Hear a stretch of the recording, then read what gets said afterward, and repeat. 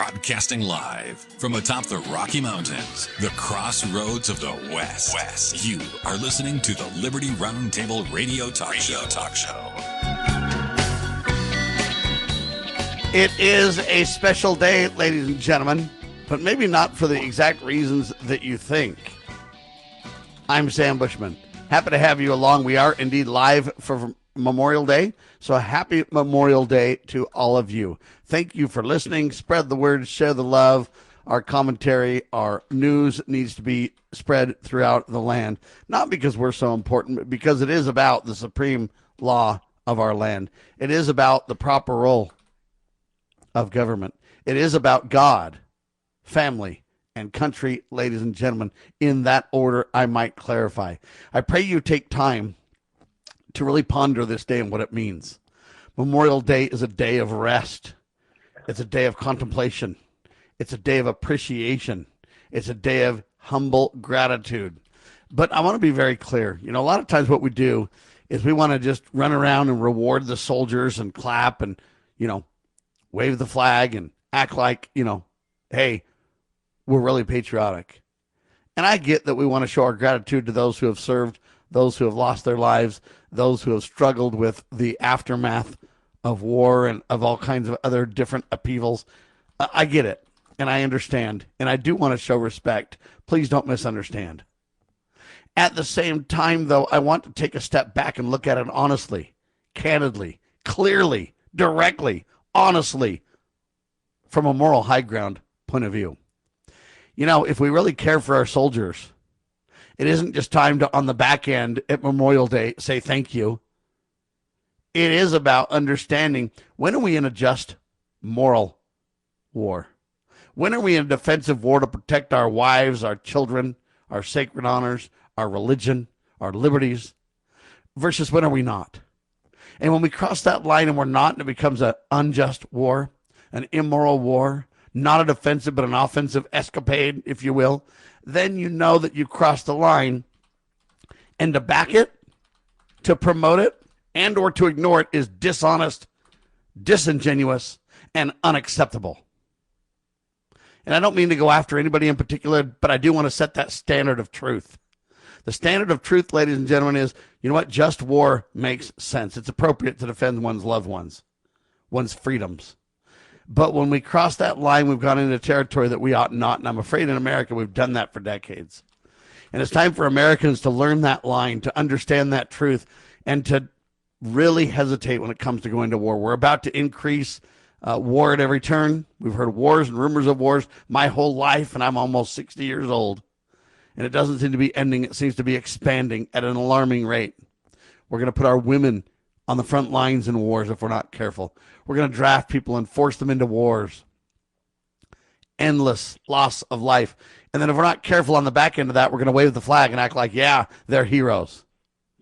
Well, if we really think they're heroes and we really care about our sons and daughters, we ought to think about whether we should send them in the first place.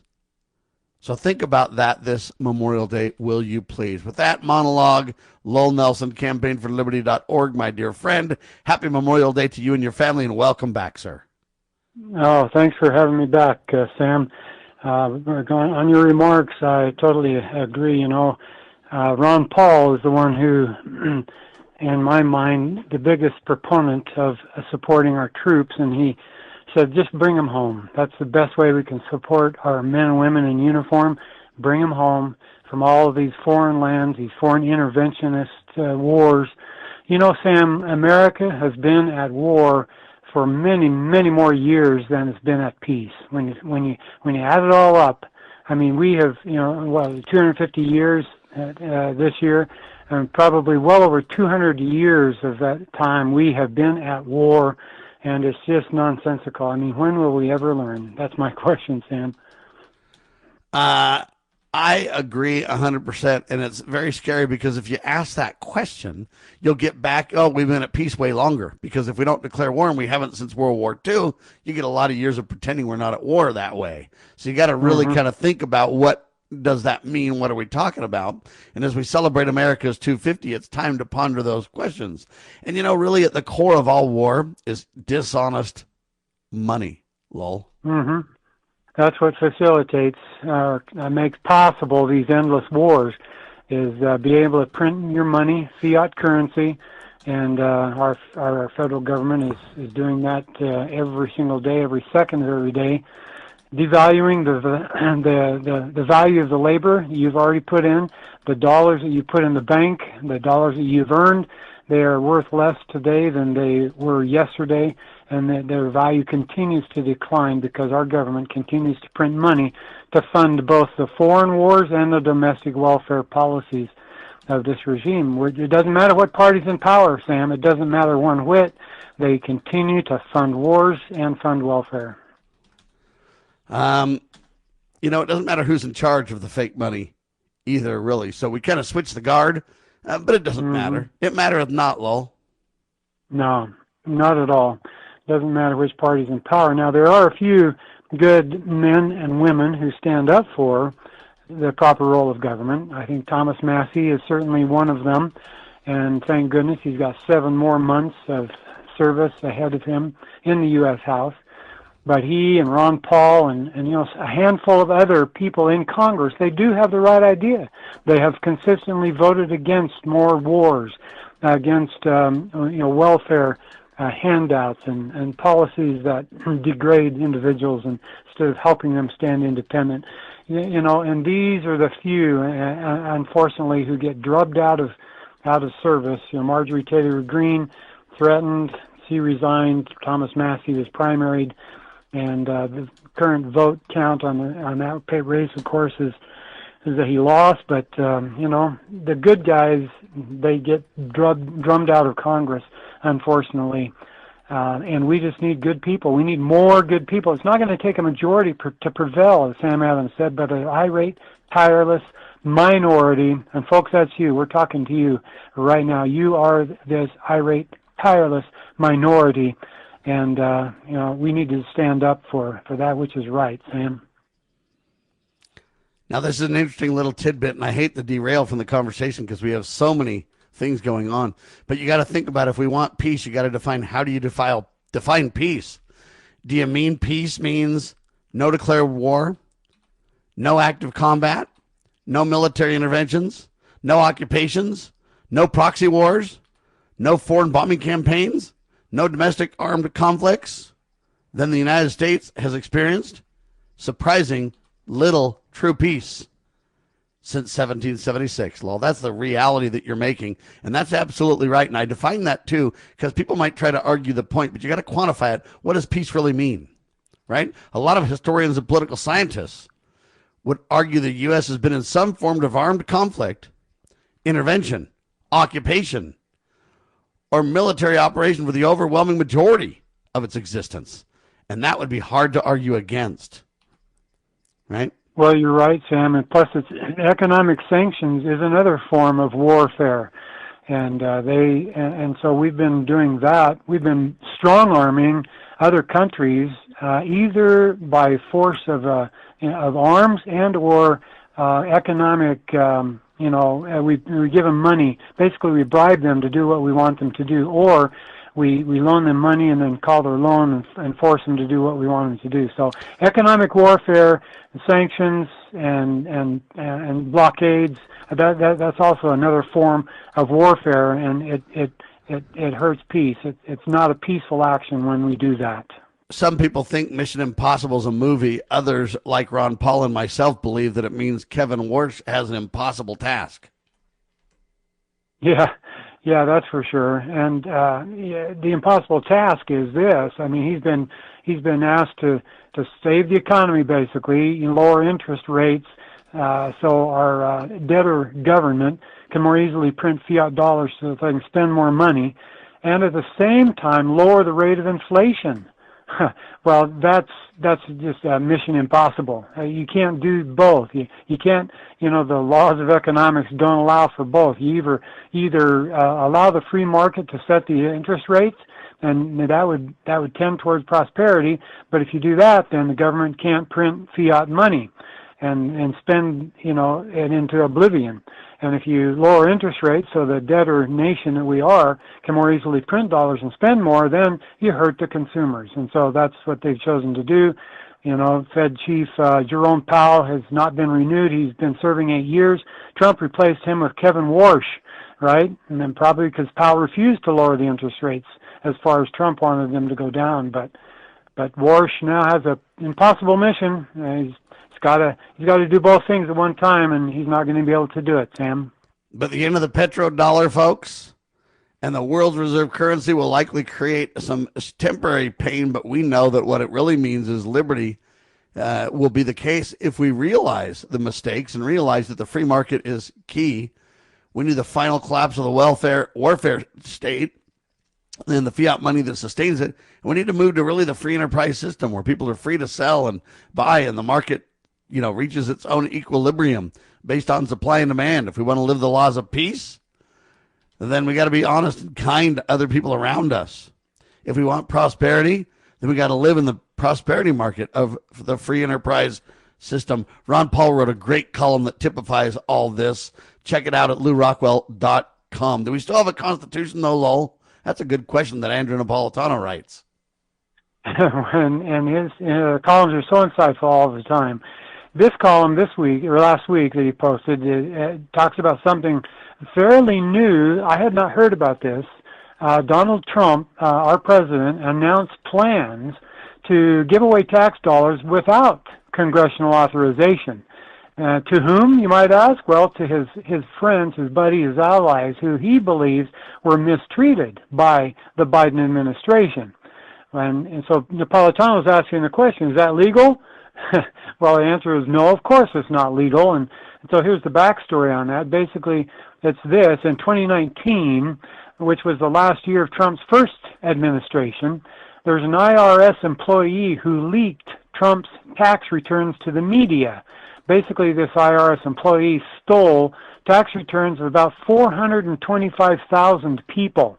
Now, it was illegal what he did, right? These are these are private documents, and he stole them and made them. He made them available to the press, and he's been serving a prison sentence for his crime. But even though the theft of public documents by this employee was illegal, the publication of that information was protected by the Pentagon Papers case, which was adjudicated by the Supreme Court 50 or 60 years ago. Napolitano said this was a high watermark for freedom of the press in America. Speaking of the Pentagon Papers case. Well, meanwhile, Trump now is suing the IRS for permitting the theft of that information back in 2019. So Napolitano asks these questions, quote, how can the president sue the IRS, which works for him? And how can the IRS be represented by the Department of Justice, which also works for the president? And how can the acting attorney general, who is Trump's former criminal defense lawyer, permit the DOJ he supervises to be adverse to the president, who is the chief federal law enforcement officer in the land? End of quote. Pretty insightful question. It's a pretty weird case, really. But last week, Trump and the DOJ announced they had settled the case against the IRS by using Department of Justice funds, money that's appropriated to pay judgments against the U.S. They're going to use those funds to establish a $1.8 billion fund to distribute cash at Trump's discretion to people he believes were aggrieved by the Biden administration, mistreated by the Biden administration. Well, this entire litigation has serious constitutional issues. And he names the two big issues. First is the controversy clause, which requires that the federal judiciary can only hear real disputes. And this case apparently is not a real dispute. One purpose of this clause is to prevent the use of federal courts to facilitate the kind of collusion between parties that exist in this case. Now, Sam, this is the part that I'd never heard of. I'd never really heard of the controversy clause.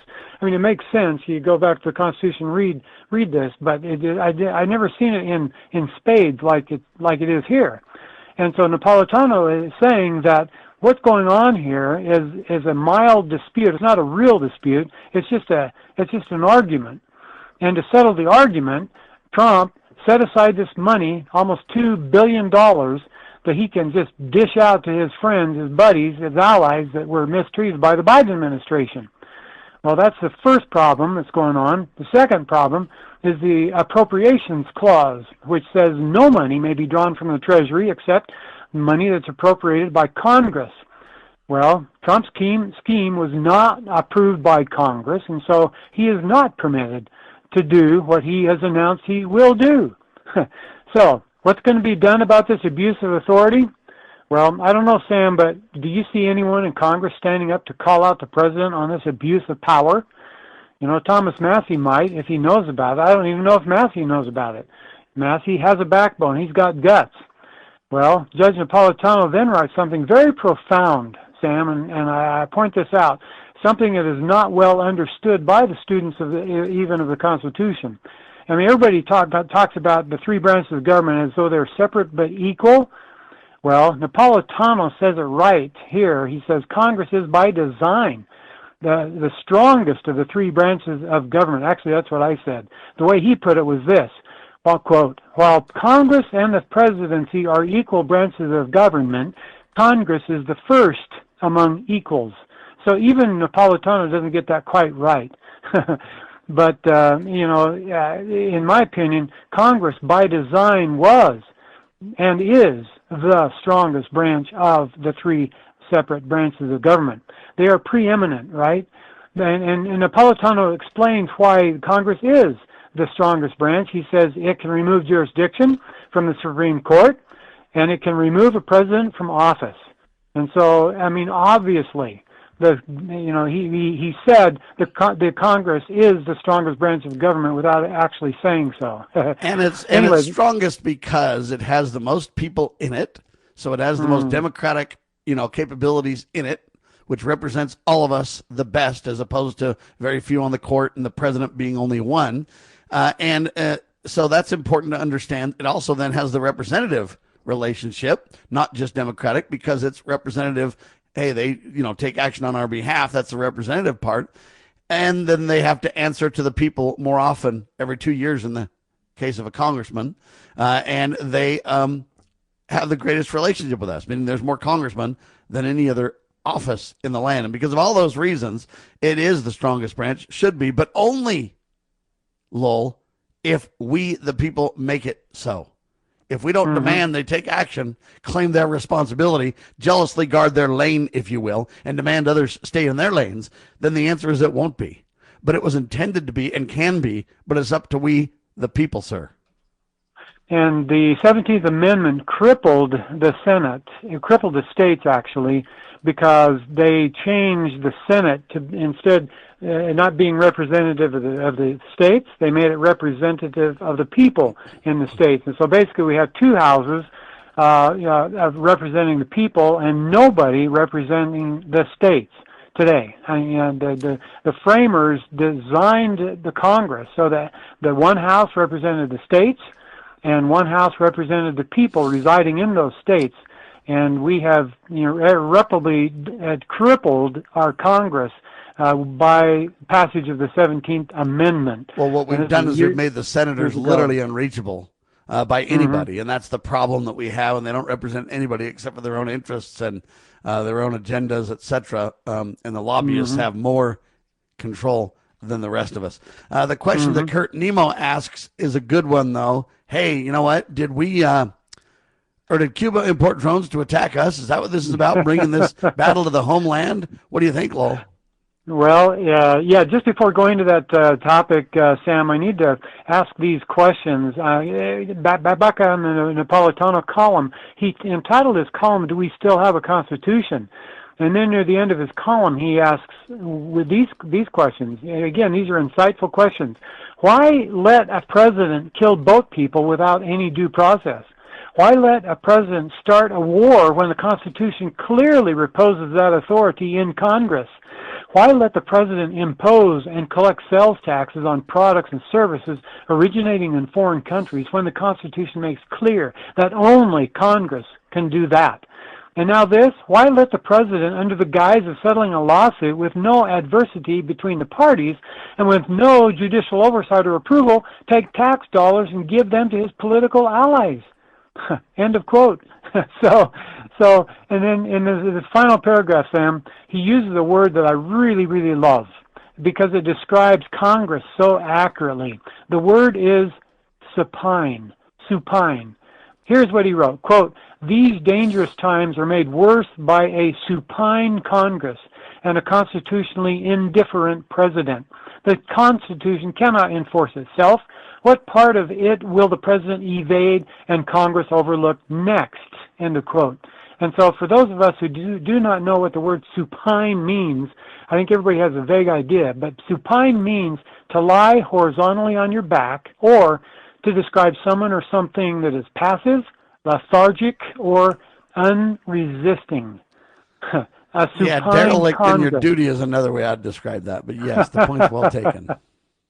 I love that characterization of our Congress, Sam, because for the past, 50, 75 years, maybe 100 years, they have been supine. They've been just lying around, not standing up, not resisting the encroachment on their authority by the executive branch and the judicial branch of government. Sam? Demanding the others stay in their lane. Do you think Cuba will use drones to attack us, Lowell? I don't think so, Sam. I think this is a pretext. Of all the wars, we start the morning out, Sam, talking about all the wars. Almost all the wars throughout history are started by false flag attacks. Now, you and I know what that means, Sam, but what that means for our listening audience is basically if I want a war with Venezuela, then I enact something where it looks like Venezuela attacked me. And then I go to war and I shut them down, I blow them up or whatever, right? That's a false flag. Now, and people, I did not realize this, Sam, until I think it was Ken Bowers, wrote a book about this, and I read about this. I mean, almost every war in history begins with a false flag, even back in the days of Rome. And all down through the ages, if you want a war, if you want to go beat somebody up, you make an attack, you make an event look like they attacked you, and then that gives you reason to attack them. Well, I believe that's what's happening here, Sam. I don't think Cuba has drones from Russia and Iran, and I don't think that they would attack us at all. But that's what this administration is putting out there, because it's a pretext for war. And one of these days there'll be some event, and it will be told that Cuba attacked us. They sent drones and they bombed Miami or something. That's going to be the narrative, and that will be justification for us to come down with shock and awe and take out Cuba. That's what's going to happen. And Kurt Nemo, he calls this intelligence ludicrous, right? Another important word, ridiculously stupid intelligence. He believes it's, quote, simply an effort by the Trump regime to divert attention away from the failure to destroy Iran and reopen the Strait of Hormuz, end of quote. Well, interesting article, Sam, because he talks about the Batista regime in Cuba. Now, there is something called the Miami Mafia, and these are the power brokers that want to return Cuba to a Batista-like regime. Well, under Batista, a third of the population in Cuba lived in poverty, and the elite enjoyed great income, the highest per capita income in Latin America, Sam. And this is something that I did not know. We probably ought to talk a little bit more about this one. Sam? There you have it, ladies and gentlemen. We're flat out of time. We're going to have a future without Massie. We're going to have a future without Tulsi Gabbard. I pray that it goes well, but predict I'll just find somebody else honorable to pick on. That's my opinion. Lowell, thanks so much for being alongside with the ride. Hey, I'm going to be with you in the next half hour, Sam. Oh, stay there. Hold on. We got a guest coming up, too. Oh, You're okay. Listening. My bad. Stay with me. No. I want you to be with the guest, too. This will be incredible. All right, hang tight. Okay. Liberty Roundtable Live. God save our constitutional republic.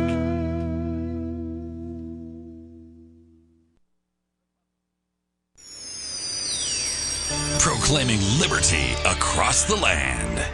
You're listening to Liberty News Radio. Breaking news this hour from Town Hall. I'm Rich Thomason. The plight of tens of thousands of California residents evacuated from their homes drags on. Authorities in Southern California are bracing for the possibility that a damaged chemical tank at a facility could leak or explode. An evacuation order has continued into the Memorial Day weekend for 50,000 residents of Garden Grove and several surrounding communities, with no timeline on when they can return. Lee Zeldin, the head of the EPA, said Sunday the most likely scenario is a low-volume release where officials will be able to monitor, neutralize, and contain the threat. The Orange County Fire Authority is working to keep the temperature of the tank down, spraying water into it. No injuries were reported after the pressurized tank began overheating Thursday. I'm Julie Walker. There is at least a glimmer of hope for a deal to end the standoff between the U.S. and Iran. Oil prices have fallen on hopes for a deal.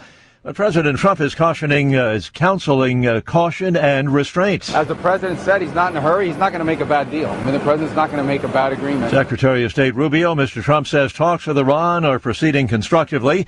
That proposed deal would reportedly see Iran give up its stockpile of highly enriched uranium. It could be used for nuclear weapons. The U.S. would end a blockade of Iranian ports while lifting some sanctions on the Islamic Republic. President Trump says weekend shooting near the White House is further evidence that his request for $1 billion in security funding related to his privately funded ballroom project is justified. And Felix Rosenqvist of Sweden has won the Indianapolis 500 in the closest finish ever, taking the race by just 0.02 of a second. Wall Street closed today for Memorial Day. The Dow reopens tomorrow at a record high, 50,579. More on these stories, townhall.com. Health insurance rates are surging in America, leaving millions without affordable options. If you're sick of having paychecks eaten up by healthcare costs or dealing with mega corporations, then listen to this. Christians don't need to waste money on a broken system. That's why I want to tell you about Christian Healthcare Ministries. It's an alternative to traditional health insurance at half the cost. With CHM, fellow believers contribute monthly to help pay each other's medical bills. There's no enrollment period, so you can join anytime. And you aren't restricted to provider networks, so you choose the doctors and hospitals you want. It's that simple. CHM is not insurance. It's a ministry that puts faith into action. Feel the difference of financial support and biblical care from fellow believers. Join CHM today by visiting chministries.org/wellness. That's chministries.org/wellness.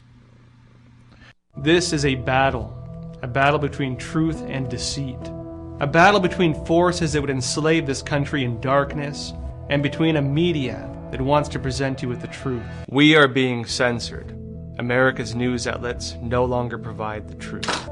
90% of news outlets in the United States are controlled by 6 corporations. The mission of the Epoch Times is to chase the truth, to ground all statements in fact. TheEpochTimes.com. Are you watching what's happening in our country and asking, what can I do? Join the John Birch Society in Salt Lake City, June 6th, for a powerful one-day conference. The day includes a host of respected speakers, 2 meals, and meaningful connections. You'll gain clarity on the issues and walk away with practical steps you can take to your community. Reserve your seat today at jbs.org/SLC26. That's jbs.org/SLC26. The Foundation for Moral Law is a nonprofit legal foundation committed to protecting our unalienable right to publicly acknowledge God. The Foundation for Moral Law exists to restore the knowledge of God in law and government and to acknowledge and defend the truth that man is endowed with rights not by our fellow man, but by God. The Foundation maintains a twofold focus. First, litigation within state and federal courts. Second, education, conducting seminars to teach the necessity and importance of acknowledging God in law and government. How can you help? Please make a tax-deductible contribution, allowing Foundation attorneys to continue the fight. You may also purchase various Foundation products as well at morallaw.org. Located in Montgomery, Alabama, the Foundation for Moral Law is a nonprofit, tax-exempt 501c3 founded by Judge Roy Moore. Please partner with us to achieve this important mission. morallaw.org.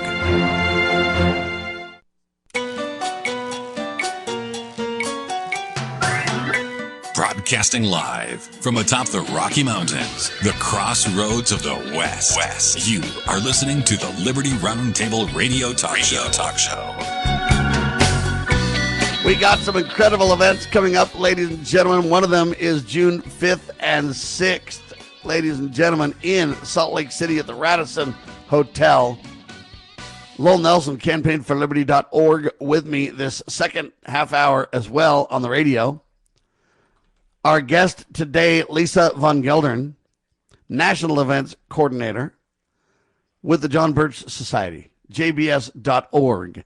And I'm telling you, you're not going to want to miss this incredible first 2026 conference, Friday and Saturday, June 5th and 6th, in Salt Lake City at the beautiful Radisson Hotel. You can get your tickets, ladies and gentlemen, if you go to jbs.org/conference/SLC26. jbs.org/conference/SLC26. And I'm telling you, members and friends from across the country are going to be gathering for powerful days of instruction, friendship, education, strategy, and more. You're going to hear presentations regarding how to stop a con. The good part is it's a Q&A too, so it's not just they talk to you, you get to participate, right? Protecting election integrity, using congressional and state scorecards. This is huge, folks, because the JBS has put together those scorecards that really tally constitutionality. That's why it's so sad that Thomas Massie left. When you look at his scorecard, wow, we need them like that, that's for sure. Restoring sound money, exposing and defeating the push for global control. Special remarks from Wayne Morrow, CEO of the JBS. Anyway, without further ado, would like to welcome Lisa to the broadcast. How are you? Sam, thank you so much. You gave a pretty good rundown. You know, when I originally planned Salt Lake City, it was only going to be Saturday. And so when people look at their tickets, they don't realize they're getting Friday night for free. We'll have some nibbles and things like that. But we're actually having some speakers Friday night. We're actually going to have a panel with elected officials. And the topic is, why fight City Hall when you can be City Hall? And so there will be a big Q&A there because we want to encourage people to get active. And then Saturday morning, Janine Hansen, Director of Nevada Children's Families, who's been fighting the con forever with us, she and I had a great conversation about how that evil rises up again like Dracula every year. It comes right up out of the ground. She's going to talk about how to be your own citizen lobbyist, how to generate influence with your elected officials, and how to fight these battles. And she's going to use the example of Article 5, which keeps coming up out of the ground. But the reason it keeps coming up out of the ground is we've all defeated it so many times. They haven't been successful yet, thank God. So I'm looking forward to that. And I'm looking forward to welcoming all these people to Salt Lake City. I live down in Arizona, and I'm heading up there. And I really look forward to being with like-minded people. I hear we have someone with Campaign for Liberty on board right now. Yes, sir. Lowell Nelson, campaignforliberty.org, our regional coordinator, is with us. Say hi to Lisa, Lowell. Oh, good morning, Lisa. So good to have you on the radio with us this morning. It's great to be here. You know, part of my the way I ended up here at the end, I've been involved in politics in different ways all my life, but I was never a big party person. Wasn't involved in local politics. I either did statewide campaigns or worked for think tanks. And I helped run a campaign for a man named John Dennis, who ran against Nancy Pelosi in San Francisco Bay Area back in 2010. And I had the great pleasure of hosting Congressman Ron Paul to a rally, to a fundraising dinner and a fundraising cocktail. And so, you know, you say Campaign for Liberty, and that's all I can think about. And that was my introduction truly to the liberty movement, and out of just being just an unthinking Republican, and to really understand what's going on in our world, in our government, and my responsibility as a citizen, my true responsibility as a citizen. And the tech bros have got us all so entertained. We're like Narcissus looking at our cameras, and we've forgotten that we have a responsibility to our children, to the people around us, and to God, really, to pay attention to what's happening with our leaders and make sure they know and are influenced properly, unlike what happens when we don't pay attention. So we're going to have incredible speakers coming up at the event, ladies and gentlemen. As you know, we had on Timothy Martin, Director of Development for the John Birch Society. We also had on our dear friend Patrick Wood talking about technocracy, and we got to be careful of the AI stuff. Technology is neither good nor bad. It depends on whose hands it's in. And right now, a lot of the technology is controlled by folks that are not our friends. Documents Patrick, we had him on as well. So we're having all kinds of guests on to highlight this because we want this event to be an incredible event for everybody attending, but we also want to spread the word about the John Birch Society. And, they've been doing this kind of work longer than you and I have been alive, Lisa. Absolutely. My dad called me a bircher when I was a kid. I had no idea what he meant, and I didn't find out until I was much, much older. And you know what I wish? I wish my dad had been a bircher. So, yes, I'm very excited to have people come here. Catherine Austin Fitz. In fact, she'll be in the area for a few days. She's going to be doing a training with a lot of legislators, which I'm really happy about that. Not only do we get to have her in the room with us, she's also going to be having a lot of legislators and training them on what's coming with the CBDCs and maybe how to fight that in the legislature. And that's Lowell, do you want to chime in on this? Well, I just wanted to point out, I thought it'd be kind of fun, Lisa, for you to know that when Ron Paul ran in 2007 and 8 and again in 2011 and 12, that the people we relied on the most to help with his campaign were the Ron Paulians really came from the JBS, from the Constitution Party, and the Independent American parties, and the dyed-in-the-wool Ron Paul types. I mean, they were fantastic to work with these good people. I mean, the John Birch Society, anybody who's a member, people who follow the John Birch Society, they are the ones. They are active. They got out. They hit the streets. We did Ron Paul, palm cards up and down the Wasatch Front, all 29 cities. In Utah County, we handed them out at all the parades all summer long in the summer of 2007. Back in the days when, only 1 in 20 people had heard of Ron Paul, but by 2011, 19 out of 20 people had heard of Ron Paul, and that great movement, the peace and prosperity movement, non-interventionist foreign policy, everything that he promotes dovetails so nicely with everything that the John Birch Society does and produces. It's just a romance made in heaven to have these two organizations working hand in glove together during those campaigns. So I'm hats off to you and the John Birch Society for making such great people, educated, informed citizens, active people who really care about our republic. Now, our dear friend Alex Newman is going to be one of the speakers too, right? Oh, yes. I love Alex. He's one of our top speakers and everybody's favorite. And he'll be talking about, usually we have him talk about something going on in the world. And this time what we're having him talk about, he suggested it's America's biblical heritage, our biblical roots. And I always look forward to his talks that I haven't heard, his newest talks. He goes deep on the history. He also has, you can go to the New American Magazine, is part of the John Birch Society, and he has shows on there. So he has one called Conversations That Matter, and he talks with a number of interesting people from around the country and around the world. So he's always going to, if you want to see Alex Newman, come to one of our conferences, because I almost have him every time unless he's about to have another child.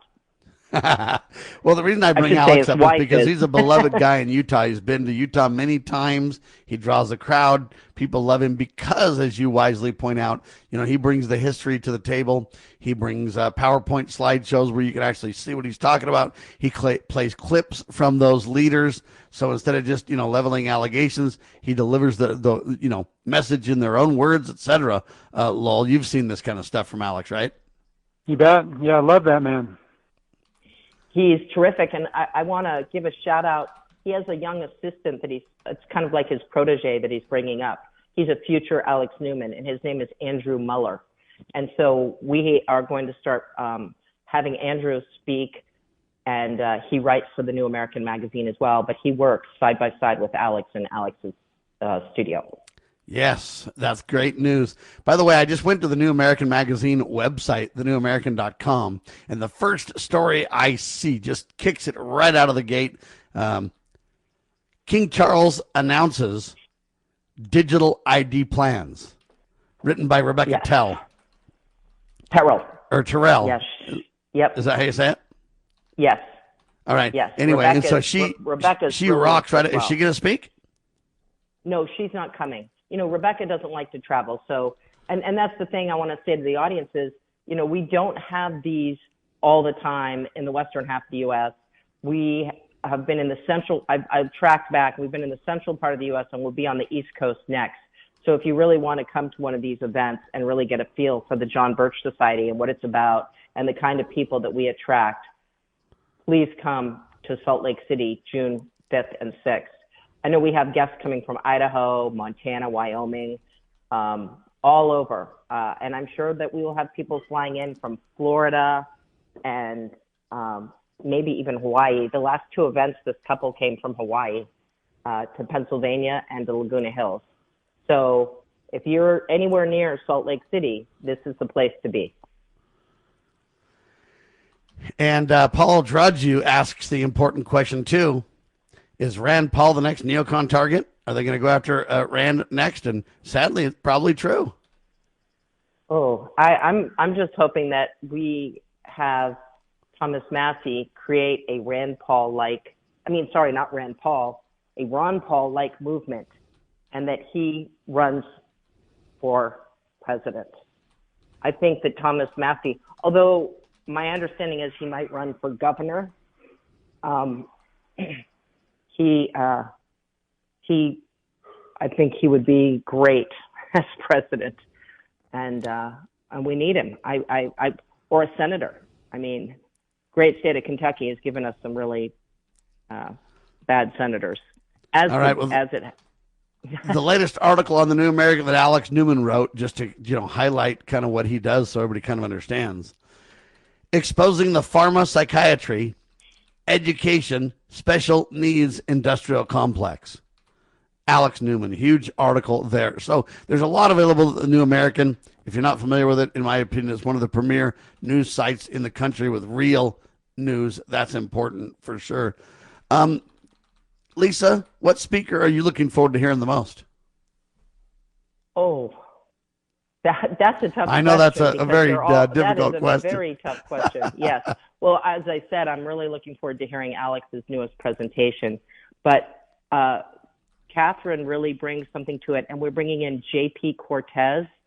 And so he's going to speak just before Catherine, and he's going to talk about gold and silver as money. And he works for the Sound Money Defense League, which is a nonprofit organization. He's helped get gold and silver as legislation into the many states where you see it. Utah has it as lawful money. Arizona does. The attorney Larry Hilton in Utah, dear friend of ours, is the one that kind of kicked that off, and he's been partnering with people like JP. Yes, and I asked him, I think what we need to hear not so much is how important it is and that it's the solution to the CBDC situation as to how to implement it. So I think he's going to give us a presentation, and I'm hoping he'll give me a piece that I can throw in the registration packet to help people learn more how we can implement gold and silver as money and start moving away from the worthless Fed Reserve notes. Lisa Van Gelderen, ladies and gentlemen, with us. She's I'm going to call her the National Offense Coordinator, but she's really the National Events Coordinator.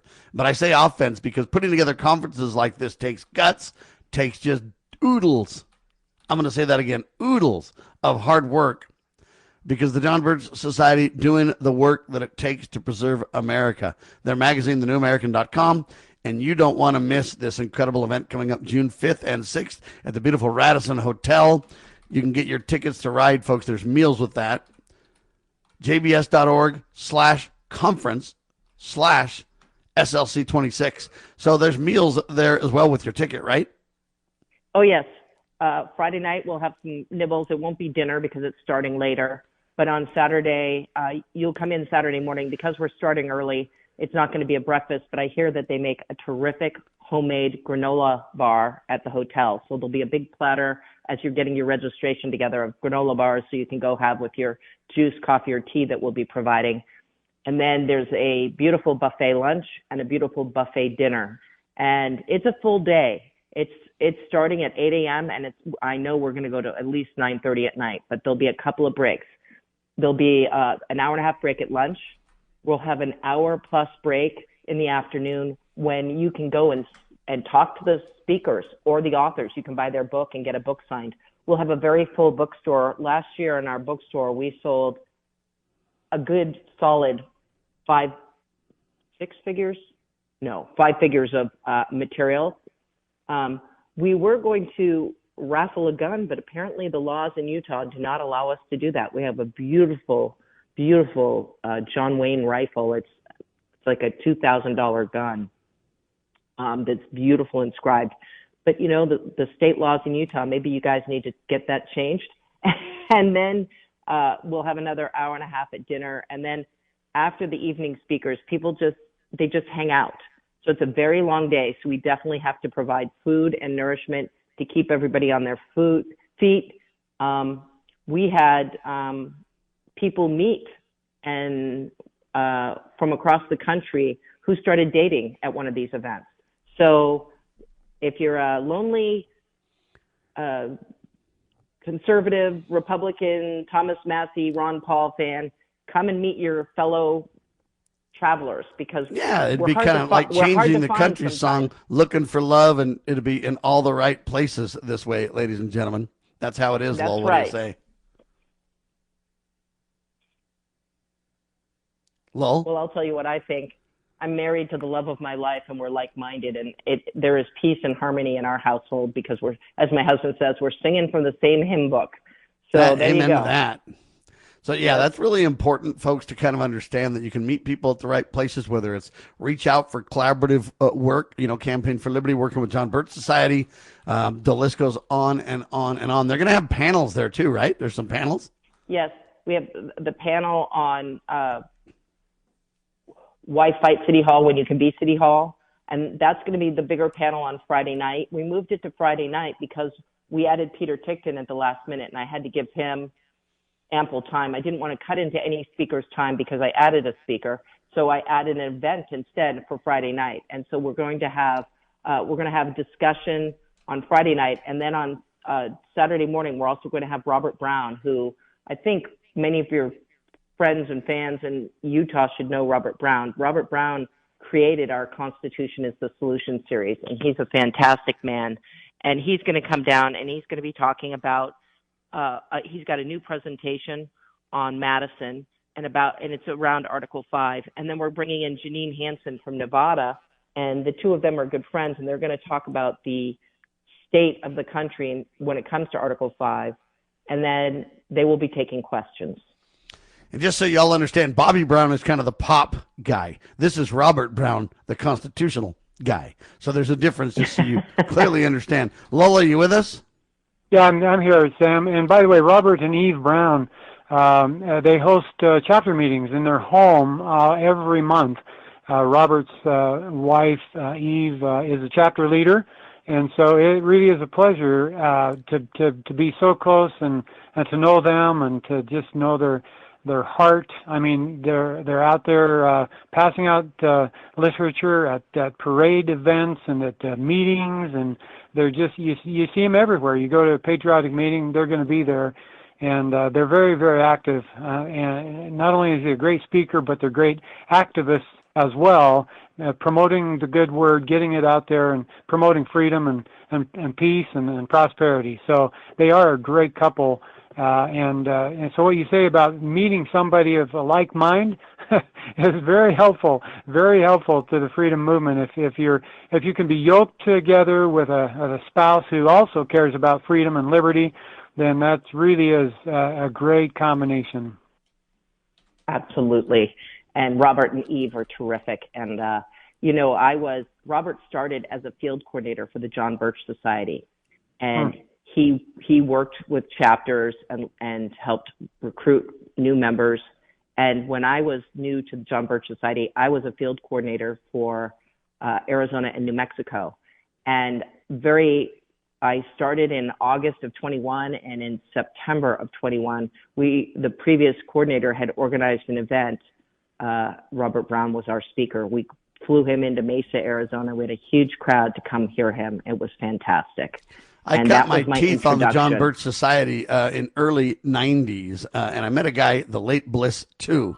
And I remember talking to Bliss 2, and he's a cowboy guy, and I remember talking to him about this thing and kind of saying, why don't you do other things and stuff like that? I haven't really heard of the John Birch Society. This is when I was kind of new to the movement, and I knew a little bit, but not much. And, his cowboy answer was so valuable that I've taken with me for the last 30-plus years. Here's what he said.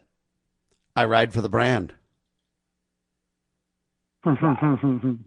Wow. And I really thought, that tells the story in the shortest sentence I've ever heard. I ride for the brand. 5 words.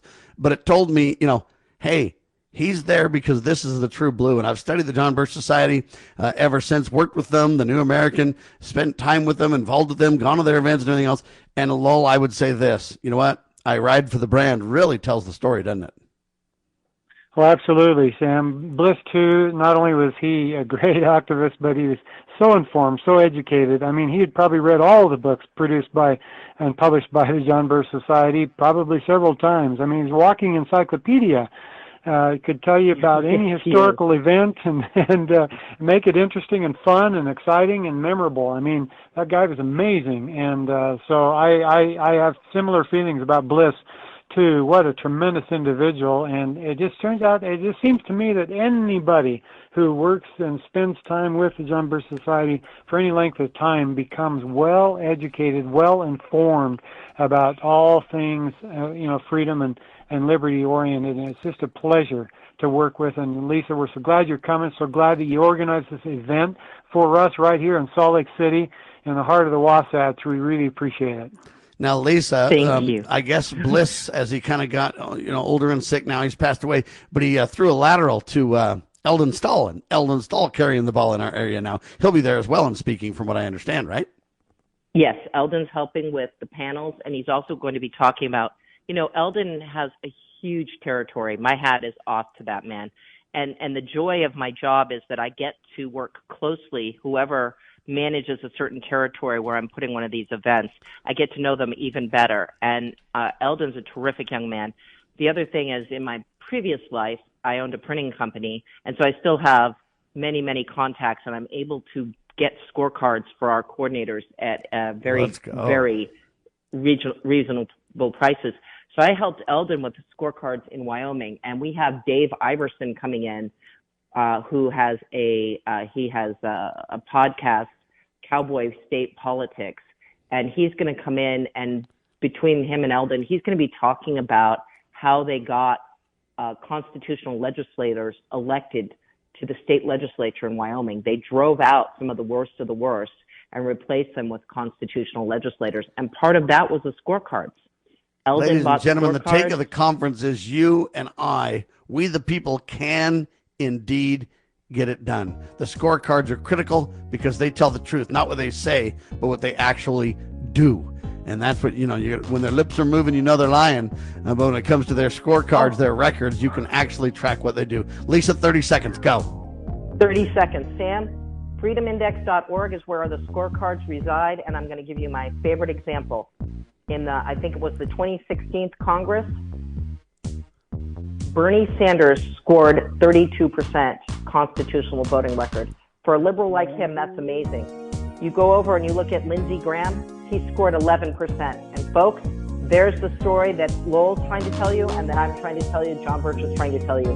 The R team and the D team, behind the scenes, in the clubhouse, they're working together, and it's really citizen against government. The Radisson Hotel in Salt Lake City, June 5th and 6th, ladies and gentlemen, coming up. Be there. God save our republic.